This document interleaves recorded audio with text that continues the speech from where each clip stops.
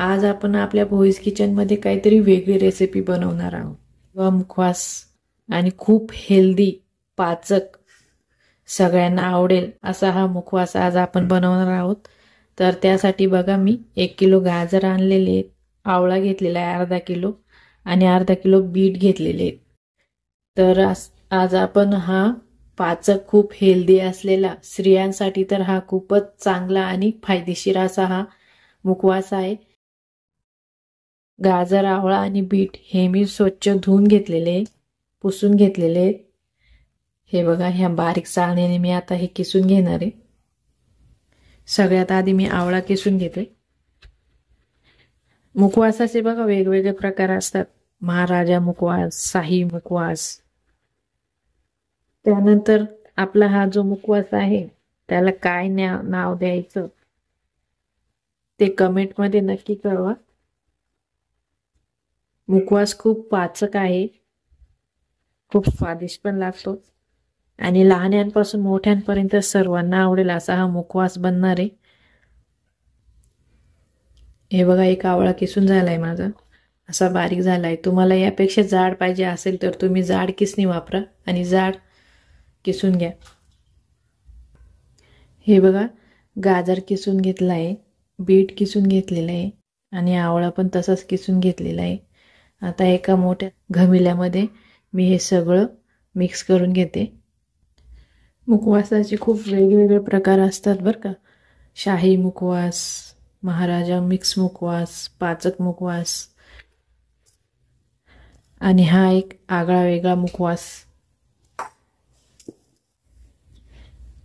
गाजर टाकून घेते। मुखवास खाण्याचे खूप सारे फायदे आहेत।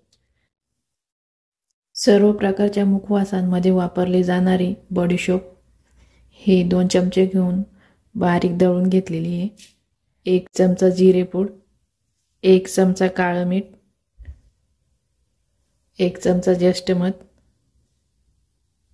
5 लवंगा आणि यामध्ये 1 चमचा ओवा, 1 चमचा काळं तीळ आणि 1 चमचा पांढरा तीळ असं एकत्र करून हे जाडसर दळून घेतलेले आहे। 1 चमचा भर मिरीपूड, 2 चमचे धनेपूड आणि हा बाळंत शोपा। बाळंतिणीसाठी जो मुखवास केला जातो त्या मुखवासामध्ये भरभरून वापरलं जातं, कारण हे पचनासाठी खूप चांगलं असतं। यामुळे जेवण खूप चांगलं पचतं, पोटाला कुठल्याही प्रकारचा त्रास होत नाही। 2 चमचे बाळंत शोपा मी जाडसर असा दळून घेतलेला आहे, हा मी टाकून देते आणि साधारणतः 1 वाटी साखर यामध्ये टाकायची। साखरेऐवजी तुम्ही खडी साखर जरी वापरली तरी चालेल। मिक्स करून घेते आता हे सगळं।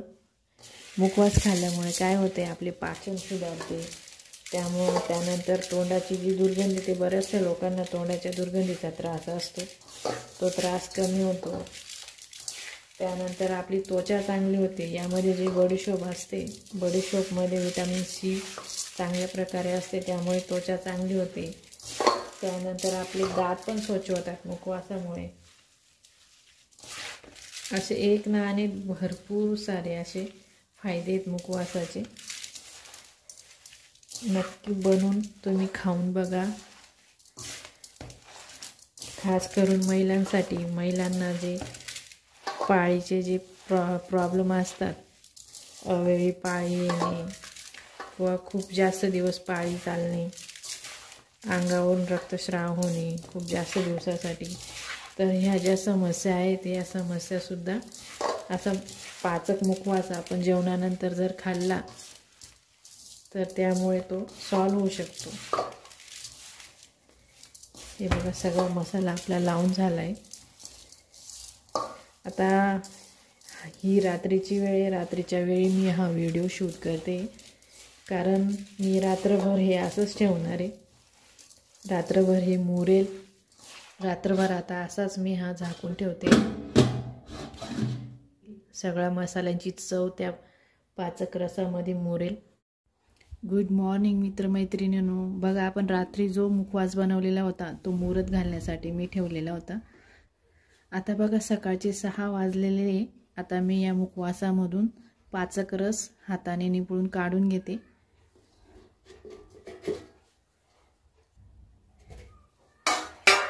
किती सुंदर हा पाचक रस झालेला आहे, सॉरी मुखवास झालेला आहे। हे बघा, याच्यामध्ये खूप सारं असं पाणी आहे, रसरशीत असा दिसतोय तो। आता याच्यामधून आपल्याला पूर्ण पाचक रस काढून घ्यायचा आहे आणि तो मी अशा परातीमध्ये निपाळल्यानंतर या परातीमध्ये वाळवायला ठेवणार आहे।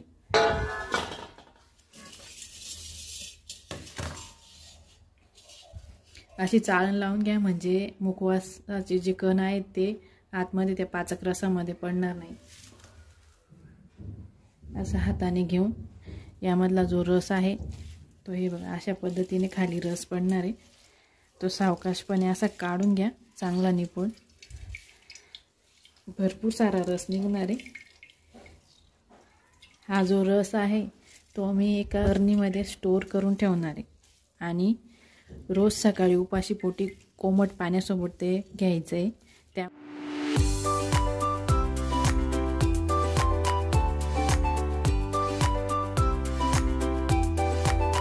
हे बघा अशा प्रकारचा सर्व सुक्का होईपर्यंत हा मुखवास मी पिळून घेतलेला आहे, त्यातला रस काढून घेतलेला आहे।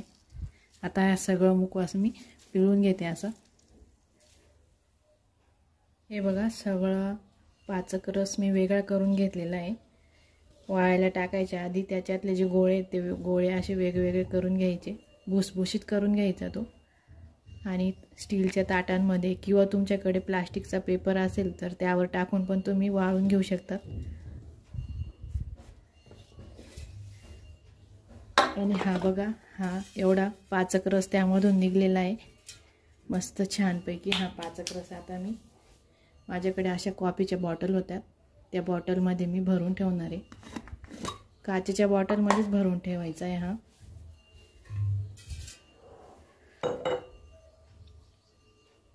हा पाचक रस सकाळी उपाशी पोटी नक्की घेऊन बघा, तुम्हाला नक्कीच फरक जाणवेल।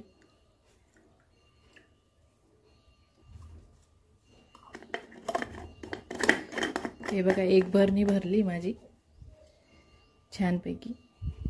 आणि याला 5-6 महिने पण काहीच नाही होत। 5-6 महिन्यापर्यंत तुम्ही फ्रीजमध्ये स्टोर करून ठेवा, रोज सकाळी कोमट पाण्याबरोबर घ्या, तुम्ही घ्या, तुमच्या घरातल्या इतर लोकांनाही द्या, तुम्हाला याचा तुमच्या हेल्थसाठी फायदा होईल। हे बघा अशा 2 बरण्यांमध्ये मी भरून ठेवलं आहे। आता अजून माझ्याकडे थोडासा आहे, तोही मी स्टोर करून ठेवणार आहे। आता सर्व मुखवास मी ताटांमध्ये पसरून घेतलेला आहे मोकळा करून। आता मी उन्हामध्ये ठेवून देते यांना। आणि ह्या आपल्या 2 बाटल्या भरून पाचक रस निघालेला आहे, अजून 1 बाटली माझी भरणार आहे।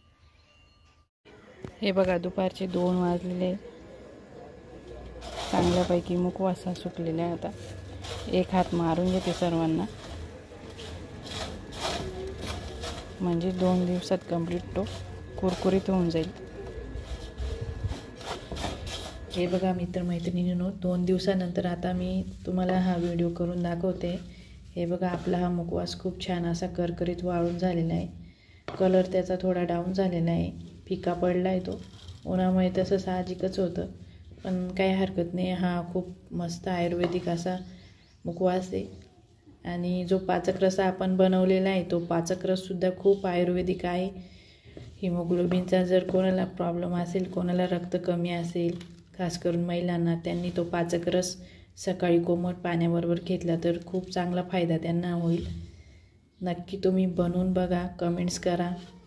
आणि हो, आपण जो मुखवास आज बनवलेला आहे त्या मुखवासासाठी योग्य असं नाव तुम्हाला काय आवडेल, काय ठेवायचं, काय बोलायचं त्याला नक्की कमेंटमध्ये कळवा।